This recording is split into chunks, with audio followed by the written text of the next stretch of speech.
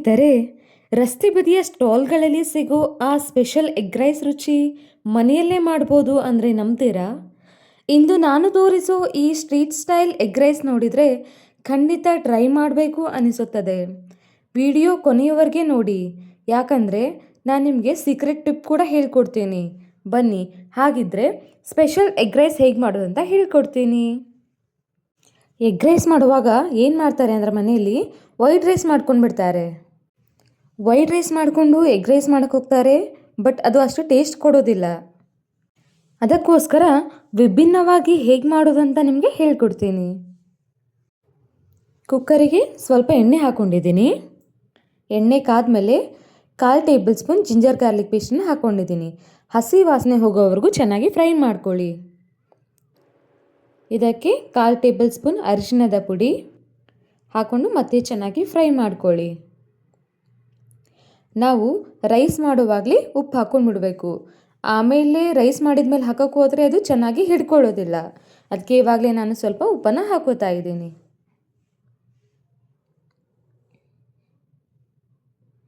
ಆ ginger garlic paste ಕಚ್ಚಾ ವಾಸನೆ ಸಂಪೂರ್ಣವಾಗಿ ಹೋಗಬೇಕು. ಇಲ್ಲಿ ನಾನು 1 ಗ್ಲಾಸ್ ಅಕ್ಕಿನ ತಗೊಂಡಿದ್ದೀನಿ. ಅದಕ್ಕೆ ನಾನು 2 ಗ್ಲಾಸ್ ನೀರು ಹಾಕೋತೀನಿ. ರೈಸ್ ಮಾಡುವಾಗ ಯಾವಾಗಲೂ ಅಕ್ಕಿನ ನಾವು ಚೆನ್ನಾಗಿ ನೆನೆ ಇಡಬೇಕಾಗತ್ತೆ. ಇಲ್ಲಿ ನಾನು ನೀರು ಹಾಕೋತಾ ಇದ್ದೀನಿ.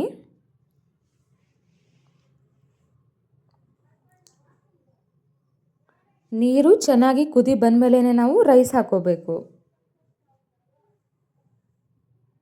ರೈಸ್ನ ಅರ್ಧ ಗಂಟೆ ಮುಂಚೆನೇ ಚೆನ್ನಾಗಿ ತೊಳೆದು ನೆನೆ ಇಟ್ಟಿದ್ದೀನಿ. ಇದನ್ನು ಅದಕ್ಕೆ ಸೇರಿಸೋಣ. ಇವಾಗ ನೀವು ಬಾಸುಮತಿ ರೈಸ್ ಯಾವ ರೈಸ್ ಬೇಕಾದರೂ ನೀವು ಯೂಸ್ ಮಾಡ್ಕೋಬೋದು. ಇವಾಗ ಕುದಿ ಬರ್ತಾ ಇದೆ. ಒಂದ್ಸಲ ಚೆನ್ನಾಗಿ ಮಿಕ್ಸ್ ಮಾಡಿ ಕುಕ್ಕರ್ ಲಿಡ್ನ ಕ್ಲೋಸ್ ಮಾಡ್ಕೋತೀನಿ. 2 ವಿಸಲ್ ಆದಮೇಲೆ ಏರ್ ರಿಲೀಸ್ ಆಗಿದೆಯಾ ಅಂತ ಚೆಕ್ ಮಾಡಿ ಆಮೇಲೆ ಕುಕ್ಕರ್ ಲಿಡ್ ಓಪನ್ ಮಾಡ್ಕೊಳ್ಳಿ. ನೋಡಿ, ಕಲರ್ ನೋಡ್ತಾ ಇದ್ದರೆ ಎಷ್ಟು ಚೆನ್ನಾಗಿ ಅನಿಸುತ್ತೆ ಅಲ್ವಾ? ಲೈಟಾಗಿ ಹಾಗೆ ಮಿಕ್ಸ್ ಮಾಡ್ಕೊಳ್ಳಿ. ಅದನ್ನು ನಾವು ಯಾವಾಗಲೂ ಎಗ್ ರೈಸ್ ಮಾಡ್ಕೊಳ್ಳೋ ಮುಂಚೆ ರೈಸ್ನ ಒಂದು ಪ್ಲೇಟಲ್ಲಿ ಹಾಕಿಟ್ಬಿಡಿ. ಅದು ಉದ್ರುದ್ರಾಗಿ ಆಗುತ್ತೆ ತಣ್ಣಗಾದ್ಮೇಲೆ. ಇವಾಗ ಒಂದು ಬಾಣಲೆಗೆ ಎಣ್ಣೆ ಹಾಕ್ಕೊಂಡಿದ್ದೀನಿ.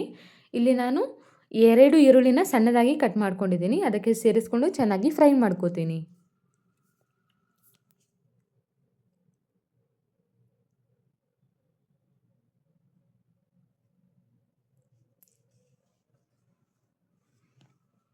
ಅದಕ್ಕೆ ನಾನು ಇವಾಗ ಕರಿಬೇವನ್ನು ಸೇರಿಸ್ಕೊಂಡಿದ್ದೀನಿ. ಮತ್ತು ಚೆನ್ನಾಗಿ ಫ್ರೈ ಮಾಡ್ಕೊಳ್ಳಿ.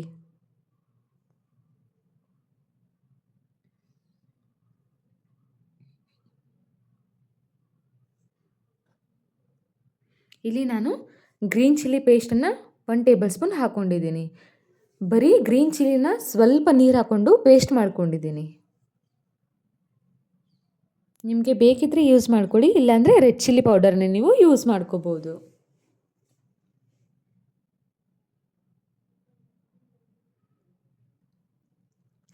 ಆ್ಯಂಡ್ ಎಲ್ಲ ಹೋಟೆಲ್ಗಳಲ್ಲೂ ಟೇಸ್ಟ್ ಬರೋದಕ್ಕೆ ಏನು ಯೂಸ್ ಮಾಡ್ತಾರೆ? ಟೇಸ್ಟಿಂಗ್ ಪೌಡರ್ನ ಯೂಸ್ ಮಾಡ್ತಾರೆ, ಅಜಿನೋಮೋಟೊ. ಬಟ್ ನಾವು ಮನೇಲಿ ಅದನ್ನು ಯೂಸ್ ಮಾಡ್ತಾ ಇಲ್ಲ. ಆ್ಯಂಡ್ ಅದು ಆರೋಗ್ಯಕ್ಕೂ ಕೂಡ ಒಳ್ಳೆಯದಲ್ಲ. ಇದಕ್ಕೆ ನಾನಿವಾಗ 1 ಟೊಮ್ಯಾಟೊನ ಕೂಡ ಸೇರಿಸ್ಕೊಂಡಿದ್ದೀನಿ, ಸಣ್ಣ ಟೊಮ್ಯಾಟೊ. ಅದನ್ನು ಕೂಡ ಸೇರಿಸಿ ಚೆನ್ನಾಗಿ ಫ್ರೈ ಮಾಡ್ಕೊಳ್ಳಿ. ಸ್ವಲ್ಪ ಸಾಲ್ಟ್ ಹಾಕ್ಕೊಂಡಿದ್ದೀನಿ.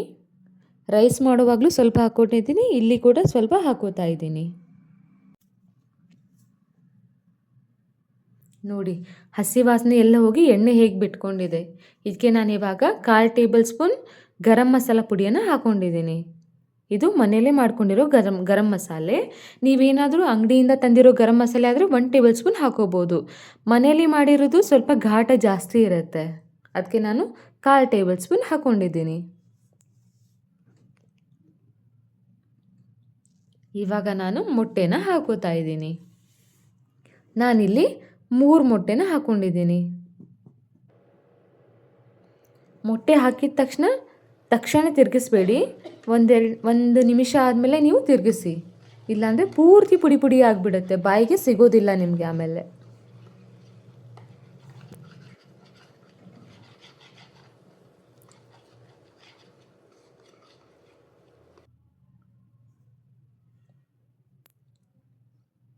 ಇದಕ್ಕೆ ನಾನಿವಾಗ ರೈಸ್ನ ಹಾಕೋತಾ ಇದ್ದೀನಿ.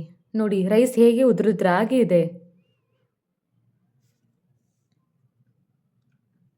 ನಾವು ಮಾಡಿದ ತಕ್ಷಣ ರೈಸ್ ಹಾಕಿದರೆ ಏನಾಗುತ್ತೆ, ಅಷ್ಟು ಉದುರುದ್ರಾಗಿ ಬರೋದಿಲ್ಲ.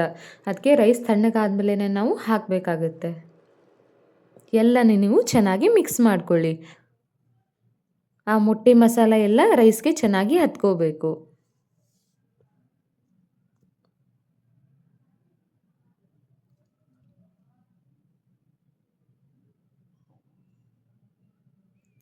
ಇಲ್ಲಿ ನಾನು 1 ಟೇಬಲ್ ಸ್ಪೂನ್ ಚಿಲ್ಲಿ ಪೌಡರ್ನ ಹಾಕ್ಕೊಂಡಿದ್ದೀನಿ.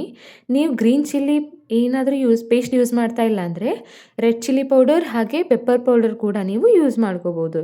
ನಾನು ಗ್ರೀನ್ ಚಿಲ್ಲಿ ಪೇಸ್ಟ್ನ ಯೂಸ್ ಮಾಡಿದ್ದೀನಿ ಅಂತ ಹೇಳಿ ಬರೀ ನಾನು ಅಚ್ಚ ಖಾರದ ಪುಡಿಯನ್ನು ಹಾಕ್ಕೊಂಡಿದ್ದೀನಿ. ಹಾಗೆ ನಾನಿಲ್ಲಿ ಸೋಯಾ ಸಾಸ್ನು ಕೂಡ ಸ್ವಲ್ಪ ಹಾಕೋತಾ ಇದ್ದೀನಿ. ಮತ್ತೆ ಚೆನ್ನಾಗಿ ಫ್ರೈ ಮಾಡ್ಕೋಬೇಕು.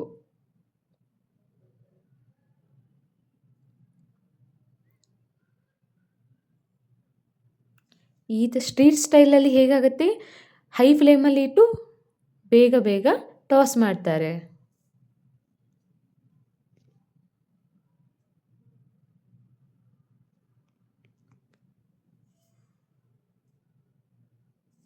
ಇವಾಗ ಲಾಸ್ಟಿಗೆ ಸ್ವಲ್ಪ ಕೊತ್ತಂಬರಿ ಹಾಕಿ ಮತ್ತೆ ಚೆನ್ನಾಗಿ ಮಿಕ್ಸ್ ಮಾಡ್ಕೊಳ್ಳಿ. ನೀವು ಇದನ್ನು ಉಳ್ಳಾಗಡ್ಡಿ ಜೊತೆ ಮತ್ತು ಗ್ರೀನ್ ಚಿಲ್ಲಿನ ಎಣ್ಣೆಯಲ್ಲಿ ಫ್ರೈ ಮಾಡಿ ಅದಕ್ಕೆ ಸಾಲ್ಟ್ ಹಾಕಿ ಹಾಗೆ ತಿಂತಾಯಿದ್ರೆ ಎಷ್ಟು ಚೆನ್ನಾಗಿರುತ್ತೆ ಅಲ್ವಾ. ಅದ್ರ ಜೊತೆ ಸೈಡ್ ಕಬಾಬ್ ತಿನ್ನೋದಕ್ಕೂ ಎಷ್ಟು ರುಚಿಯಾಗಿರುತ್ತೆ.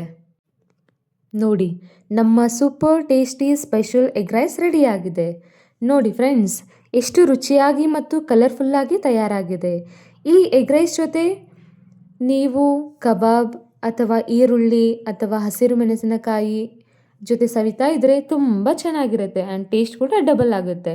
ವಿಡಿಯೋ ಇಷ್ಟವಾದರೆ ಲೈಕ್ ಮಾಡಿ, ಶೇರ್ ಮಾಡಿ ಆ್ಯಂಡ್ ಸಬ್ಸ್ಕ್ರೈಬ್ ಮಾಡೋದನ್ನು ಮಾತ್ರ ಮರೆಯಬೇಡಿ. ಮತ್ತೆ ಮುಂದಿನ ವಿಡಿಯೋದಲ್ಲಿ ಸಿಗೋಣ. ನಮಸ್ಕಾರ.